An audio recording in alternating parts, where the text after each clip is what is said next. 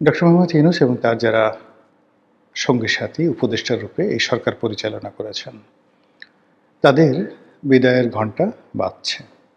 সবকিছু যদি স্বাভাবিক থাকে, হয়তো এই মাসের 15-16 তারিখের মধ্যে ক্ষমতা হস্তান্তর হবে।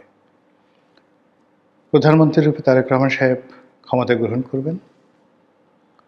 পরবর্তীতে পার্লামেন্ট গঠিত হবে বা যাকে বলা হয় মন্ত্রিপরিষদ গঠিত হবে, এরপর রাষ্ট্রপতি নির্বাচিত হবে এবং যদি ডক্টর মোহাম্মদ ইউনূস চান বা তারেক রহমান সাহেব চান এবং দুজনের মতের যদি মিল হয়, সেক্ষেত্রে হয়তো ডক্টর মোহাম্মদ ইউনূস রাষ্ট্রপতি হিসেবে দায়িত্ব পালন করতে পারেন, আবার নাও পারেন। আমার মতে না পারার সম্ভাবনাই খুব বেশি। এনিওয়ে, এখন যেটি বলার সেটি হলো, গত 17টি মাস ধরে আমরা অনেকেই ডক্টর মোহাম্মদ ইউনূসের সমালোচনা করেছি। আমি নিজেও তার অনেক সমালোচনা করেছি। তার হাসি নিয়ে, তার কথা নিয়ে, তার উইল ফোর্স নিয়ে, তার ভবিষ্যৎ নিয়ে স্যাটায়ার করেছি, ব্যঙ্গ করেছি, সমালোচনা করেছি। এর কারণটা হলো যে তাকে সবসময় উজ্জীবিত রাখার চেষ্টা করেছি, তাকে দায়িত্বশীল রাখার চেষ্টা করেছি। তখন অনেকে হয়তো বলার চেষ্টা করেছেন যে রনি সাহেব এই সমালোচনা করছেন, ডক্টর মোহাম্মদ ইউনূস তাকে উপদেষ্টা বানাননি এই জন্য। এগুলো নিয়ে আসলে বলার কোনো বিষয় নয়। উপদেষ্টা হওয়া, মন্ত্রী হওয়া, এমপি হওয়া, এটা অনেকেরই স্বপ্ন আছে।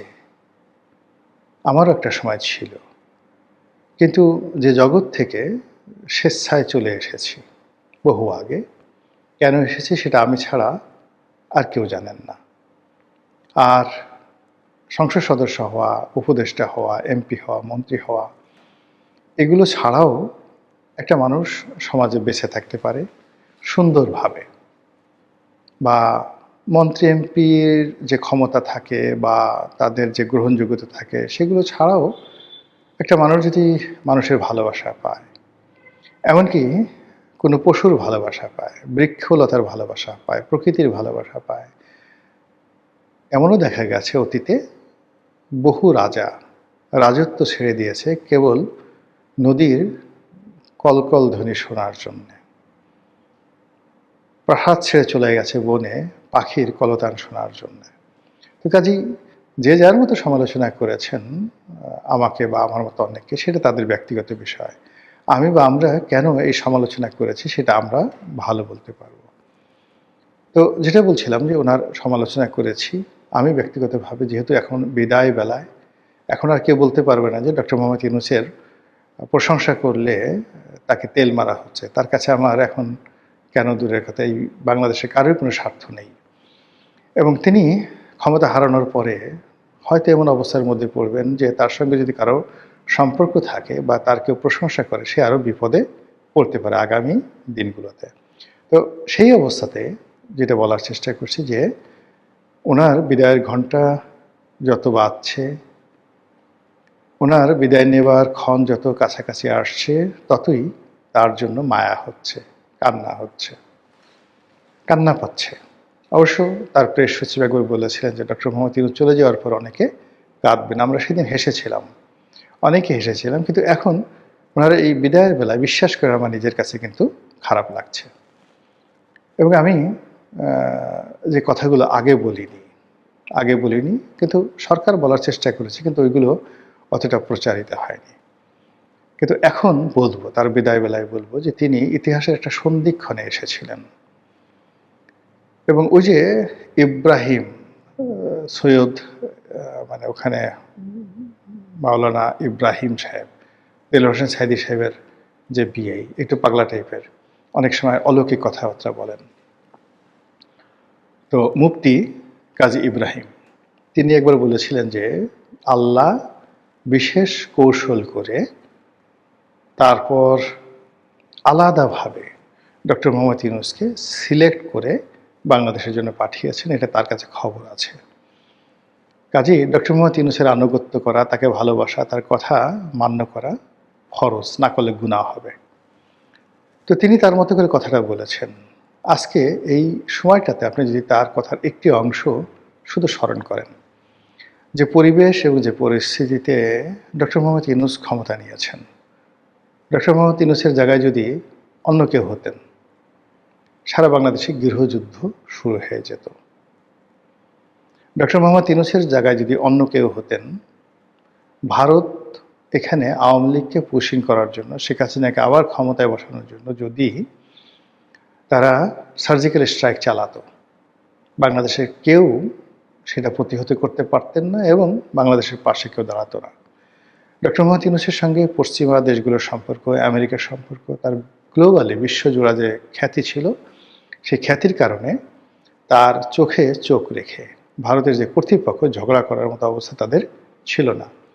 তারা প্রাণান্ত চেষ্টা করেছে ডক্টর মোহাম্মদ ইউনূসকে অপমান করার জন্য, তাকে বিপদে ফেলার জন্য, তাকে অ্যাভয়েড করার জন্য। কিন্তু ডক্টর মোহাম্মদ ইউনূস যে দৃঢ়তা দেখিয়েছেন ভারতের বিরুদ্ধে, এটা এই স্বাধীন বাংলাদেশে কেউ কখনো দেখাতে পারেনি, কল্পনাও করেনি। এবং আগামীতে ভারতের বিরুদ্ধে এভাবে আঙ্গুল তুলে, তারপরে ভারতের চোখে চোখ রেখে ভারতীয় আধিপত্যের বিরুদ্ধে কথা বলবেন, এরকম রাষ্ট্রনায়ক বাংলাদেশে যদি আসে, সেটা বাংলাদেশের সৌভাগ্য। কিন্তু ডক্টর মোহাম্মদ ইউনূস এই গত 17 মাসে সেই কাজটি তিনি করে গেছেন তার লোকজন সহকারে। এটার জন্য যতদিন বাংলাদেশ থাকবে ততদিন তিনি, যারা ভারতের আধিপত্যবাদ পছন্দ করে না, তাদের কাছে স্বপ্নের মহানায়ক হয়ে থাকবেন। এটা হলো প্রথম। দ্বিতীয় হলো, শেখ হাসিনার জমানার শেষ দিকে পুরো ব্যাংকিং সেক্টর, অর্থনৈতিক সেক্টর দেউলিয়াত্বের পর্যায়ে পৌঁছে গিয়েছিল। ফরেন রিজার্ভ নামতে নামতে নামতে নামতে প্রায় $16 বিলিয়ন নেমে এসেছিল। এখন সেটা $32 বিলিয়ন। এবং গত 17 মাসে তিনি যেভাবে ডলারের দাম স্থিতিশীল রেখেছেন 122 টাকা 23 টাকার মধ্যে, এটা তার একটা বিরাট সফলতা। শেখ হাসিনার জমানাতে যে ব্যাংকগুলো লক্ষ লক্ষ কোটি টাকা বিদেশে পাচার করেছে, তছরুপ করেছে, মালিকরা যাচ্ছে তাই করেছে, এরকম 8 থেকে 10টি ব্যাংক দেউলিয়া হয়ে গিয়েছিল। এই ব্যাংকগুলোকে বাঁচিয়ে রেখে, এই ব্যাংকগুলোকে মার্জার করে সম্মিলিত ইসলামী ব্যাংক করার তার যে সিদ্ধান্ত, এটি কেবলই যুগান্তকারী নয়, এটি আগের সরকারের বিশাল একটি কুকর্ম। সেই কুকর্মের দায় ডক্টর ইউনূস গ্রহণ করে সেই কুকর্মটিকে সামাল দেওয়ার চেষ্টা করেছেন। এবং উনি যদি না আসতেন, ওনার সরকার যদি না আসতো, তাহলে বাংলাদেশ যদি দেউলিয়া হয়ে যেত শ্রীলঙ্কার মতো, বাংলাদেশ যদি দেউলিয়া হয়ে যেত স্পেনের মতো বা গ্রিসের মতো, আশ্চর্য হওয়ার কিছু ছিল না। এবং বাংলাদেশ দেউলিয়া হয়ে গেলে বাংলাদেশকে সাহায্য করার জন্য, গ্রিসকে সাহায্য করার জন্য যেভাবে ইউরোপীয় ইউনিয়ন ছুটে এসেছে, এভাবে বাংলাদেশকে সাহায্য করার জন্য কেউ আসতো না। মানুষ মানুষের সেই মাংস কামড়িয়ে খেত। এটা অবশ্যই ডক্টর মোহাম্মদ ইউনূসের শুভকর্ম এবং তার জন্য তিনি দোয়া পাবেন। আইনশৃঙ্খলার যে অবনতি হয়েছে এটা সত্য, মব হয়েছে এটাও সত্য, কিন্তু তিনি ম্যালিস, প্রেজুডিস, এই দুটো শব্দ, অর্থাৎ নিজে কারোর প্রতি চড়াও হয়েছেন, কাউকে ধরেছেন, মেরেছেন তার ব্যক্তিগত ক্রোধের কারণে, লোভের কারণে, লালসার কারণে, কিংবা হিংসার কারণে তিনি কাউকে জেলে পুরেছেন, ক্রস ফায়ার দিয়েছেন, মামলায় ফাঁসিয়েছেন, এরকম ঘটনা কিন্তু একটা সিঙ্গেল ঘটেনি। বিএনপির লোকজন আওয়ামী লীগের লোকদের বিরুদ্ধে মামলা করেছে, বিপ্লবীরা মব করেছে। এই বিষয়গুলো তিনি তার দুর্বল চিত্তের কারণে তিনি অনেক সময় মেনে নিয়েছেন, অনেক সময় প্রশংসা করেছেন, বা তার প্রেস সচিব বলেছেন যে মব আসলে অনিবার্য, এটা ক্ষোভের বহিঃপ্রকাশ। কিন্তু এখানে তার ব্যক্তিগত ইন্টেনশন ছিল না। তিনি তার যে অ্যাডমিনিস্ট্রেটিভ দুর্বলতার কারণে অনেক দুর্নাম এবং বদনামের সঙ্গী হয়েছেন, কিন্তু তার পার্সোনালি এখানে কোনো লায়াবিলিটি ছিল না। আমি শুধু তার মন্দ দিকগুলো বলছি না, যেগুলো কারণে তিনি স্মরণীয় বরণীয় হয়ে থাকবেন। সর্বশেষ যে বিষয়টি, সেটি হলো তিনি অনেক কিছু করার চেষ্টা করেছেন, হয়তো পারেননি, হয়তো ভুল হয়েছে, হয়তো সঠিক ছিল না, কিন্তু তিনি সত্যিকার অর্থে আসলে সংস্কার করতে চেয়েছেন। বাংলাদেশটা ভালো চলুক, বাংলাদেশটা বিশ্বমানের হোক, দেশের মানুষের সম্মান মর্যাদা বাড়ুক, কর্মসংস্থান বাড়ুক, এটা তিনি চেষ্টা করেছেন। কিন্তু কেউ কথা রাখেনি, কেউ তার সঙ্গে সাহায্যের হাত বাড়াননি। আর আমলাতন্ত্রের যে ঘেরাটোপ, সেই ঘেরাটোপের কারণে তার কোনো উইল ফোর্স এন্ড ডিজায়ার সামনে এগুতে পারেনি। এই সময়ের মধ্যে গণভবনের সঙ্গে নয়, ঠিক মানে যমুনার সঙ্গে বঙ্গভবনের, যমুনার সঙ্গে সেনা হেডকোয়ার্টারের, যমুনার সঙ্গে বিএনপির, যমুনার সঙ্গে এনসিপির, এমনকি যমুনার সঙ্গে জামাতের বারবার দ্বন্দ্ব হয়েছে, সংঘাত হয়েছে। কিন্তু সব কিছু বাদ দিয়ে তিনি সবাইকে ডেকেছেন, নেগোসিয়েশন করার চেষ্টা করেছেন, সবার সঙ্গে কথা বলার চেষ্টা করেছেন। কখনো অভিমান করেননি, কখনো ক্রোধ দেখাননি, কখনো মুখ বাঁকা করে মানে যাকে বলা হয় রাগত স্বরে কারোর সঙ্গে কথা বলেননি। তিনি কথা শুনেছেন বেশি, বলেছেন কম।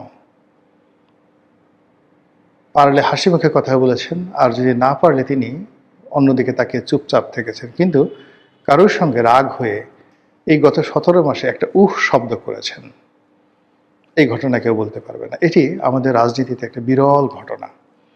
এমন কথিতে যারা তত্ত্বাবধায়ক সরকারের 3 মাসের জন্য প্রধান হিসেবে এসেছেন, তারা অনেকেই অনেক সময় মেজাজ হারিয়ে ফেলেছেন। কিন্তু doctor Mohammad Yunus is the first man যিনি গত 17 মাসে একটি বারের জন্য মেজাজ হারাননি।